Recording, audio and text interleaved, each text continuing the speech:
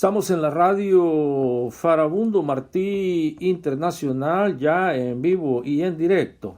Vamos a entrar con César Villalona, lo vamos a tener aquí en la línea. Recuérdense ustedes la conferencia de prensa que esta mañana se dio en directo y en vivo, y muchos de ustedes pues están a la expectativa. Vamos a hacer un resumen de lo que fue esa conferencia, algunos puntos, preguntas, comentarios que ustedes han mandado. Vamos a estarlas aquí, se las vamos a enviar a el invitado especial César Villalona, que ya lo hemos tenido por acá, pero vamos a ver si ya lo tenemos en el estudio, en línea directa. César, ¿cómo está el sonido?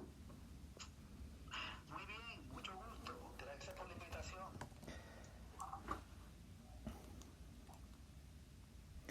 Perfecto. Y por aquí nos escuchás. Vamos a probar vamos a ver el sonido, sí. Y nos escuchas bien, César. Te escucho muy bien, todo bien. Bueno, perfecto. Entonces vamos a entrar aquí a la materia ya, porque hay bastantes comentarios, bastantes preguntas, pero antes, César, hacenos acá un resumen de lo que pasó hoy en la mañana, de lo que se dio, de algunos análisis que dieron, algunos comentarios, la situación crítica que, bueno, de acuerdo a muchos ha pasado a otro nivel ya en El Salvador. Adelante, César. Sí, bueno, mucho gusto, gracias por la invitación. Saludos a las personas que nos escuchan. Esta mañana el agrupamiento de profesionales por la transformación de El Salvador dio una rueda de prensa en vivo, no virtual. Llegaron varios medios de lo más importante de acá, de derecha, TCS, estuvo Canal 2, Canal 6, Canal 33, TVO, la KL.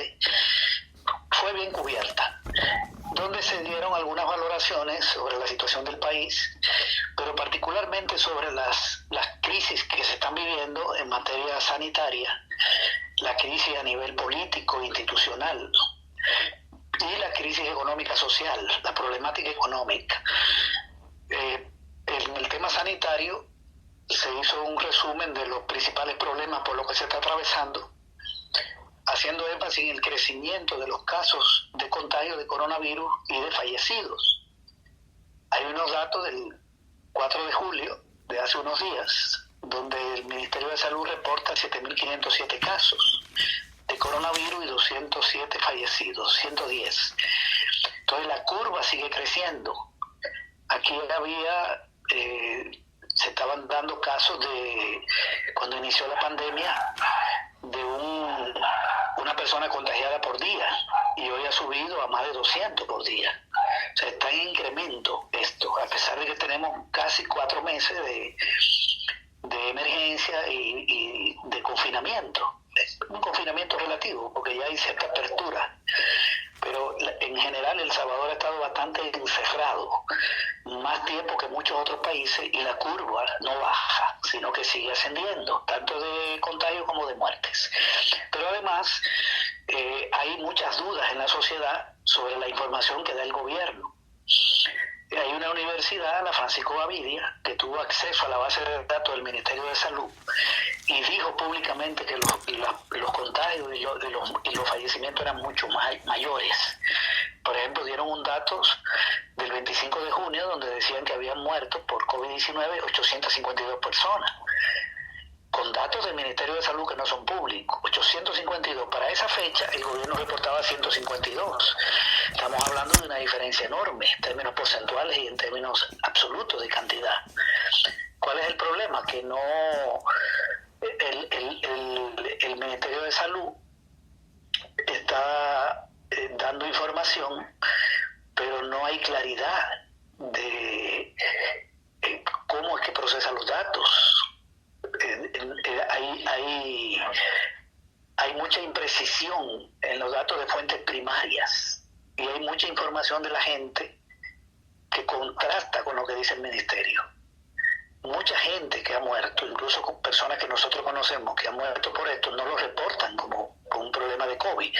Entonces el gobierno de Bukele ha estado ocultando cifras para de un momento a otro dispararla eso está esperando él, y echarle la culpa a la oposición, porque en eso es que está el presidente, en una batalla política electoral. Él choca con la Asamblea, con la Sala de lo Constitucional de la Corte, con los partidos que son de oposición, y dice, bueno, la culpa de todo es de la oposición. Y presenta proyectos de ley que son inconstitucionales, etcétera, busca un conflicto. Entonces, en cualquier momento él puede aceptar los datos reales, pero por el momento lo ha estado ocultando. Tampoco hay claridad sobre el personal de salud que ha fallecido. Se sabe que es mucha gente afectada. Conocemos muchísimos médicos y enfermeras contagiados y ya fallecidos, amistades nuestras incluso. En el propio PROES tenemos personal en la periferia, amigos, etcétera, que están con el problema. No han muerto todavía, pero hay mucha gente contagiada. Es decir, que el personal de salud, que es de primera línea, se está contagiando y está falleciendo, se está deteriorando la capacidad humana que tiene el país en el tema de salud, no solo contra el COVID-19, sino especialistas, médicos de trayectoria, enfermeras, incluso policías que están en primer nivel de organización, personal administrativo del Ministerio de Salud. Entonces, los contagios se están dando en los propios centros de contención. Se está contagiando el personal que está en primera línea de atención. No es la gente que sale a la calle, sino que sale del gobierno. Un ejemplo claro es el del asilo Sara. Por ejemplo, eso fue un caso dramático que se dio, donde murieron más de 100 personas adultas mayores de 210 que habían ahí. ¿Cómo se contagiaron? Esas personas no salieron a la calle a trabajar, a vender. Estamos hablando de personas asiladas. Están en un asilo que tiene 75, 80 años y de un momento a otro viene una muerte masiva, que es una especie de genocidio, una cosa terrible. ¿De quién es la culpa? Es del sistema de salud. No le proporcionó al personal médico los equipos adecuados a tiempo, los insumos médicos, los protocolos, incluso se tardaron tiempo en definir los protocolos. Entonces no fue un microempresario que vende en la calle o una persona que trabaja en una empresa quien contagió a los ancianos, porque esos ancianos no viven en la casa de esa persona, están en un asilo público. Ese es un caso emblemático. Se ha dado lo mismo en el ISNA, también en el IRRI.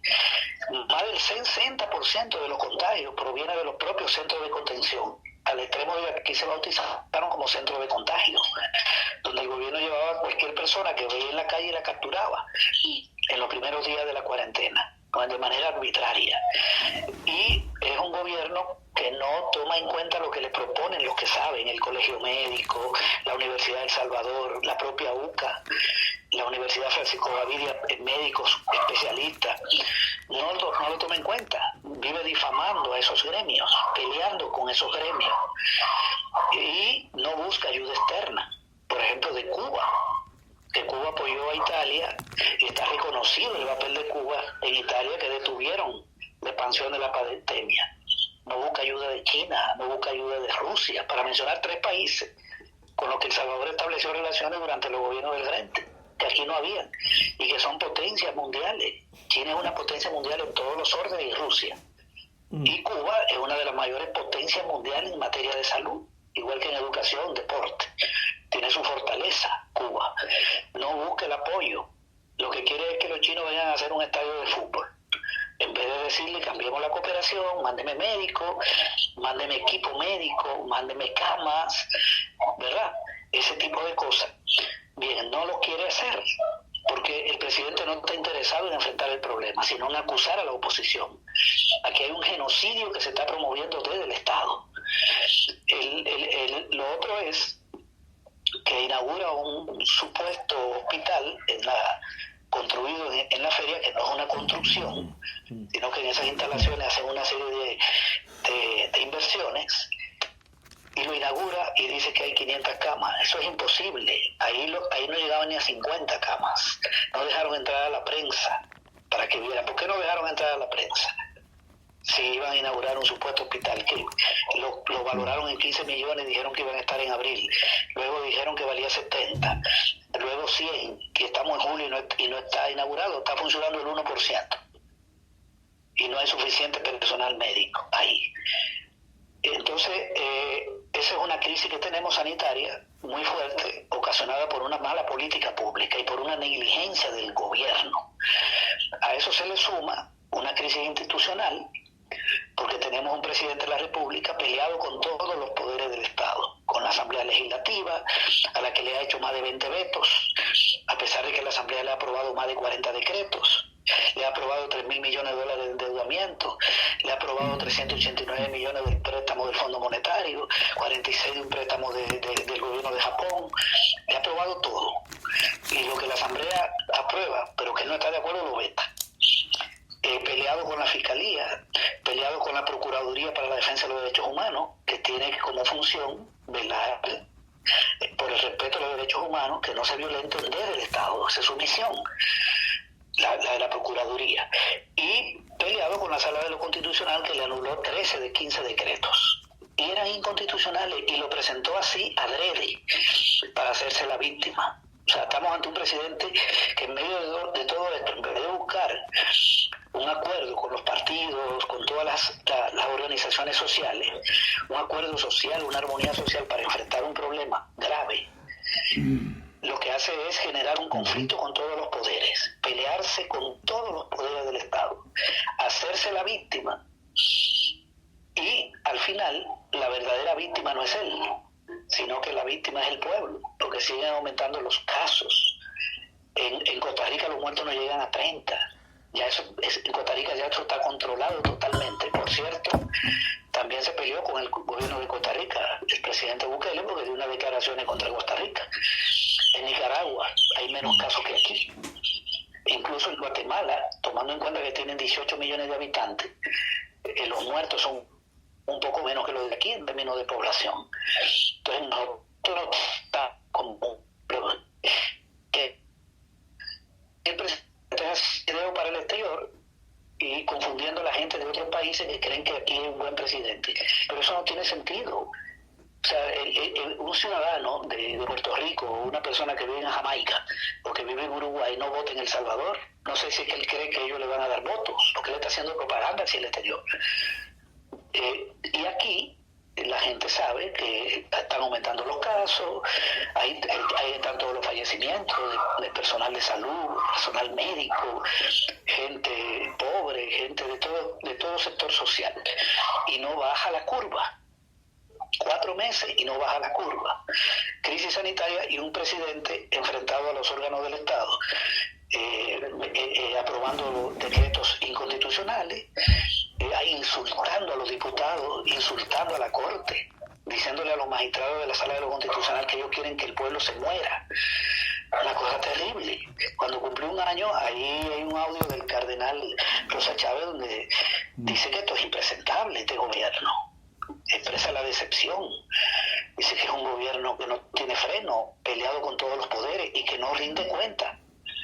Entonces hay una crisis porque no rinde cuenta tampoco, está peleado con la Corte de Cuentas, no quiere informar de la entrega de los $300, que la Corte de Cuentas dice que fueron 325 millones creo, y él dice que fueron 350. Y además hay 100.000 familias que le dieron los $300, que son 30 millones, que la Corte de Cuentas dice que no se sabe cómo fue que le eligieron, qué familias eran esas. Entonces están en juego aquí casi $60 millones de corrupción. Funcionarios del Estado haciendo negocio con el Estado.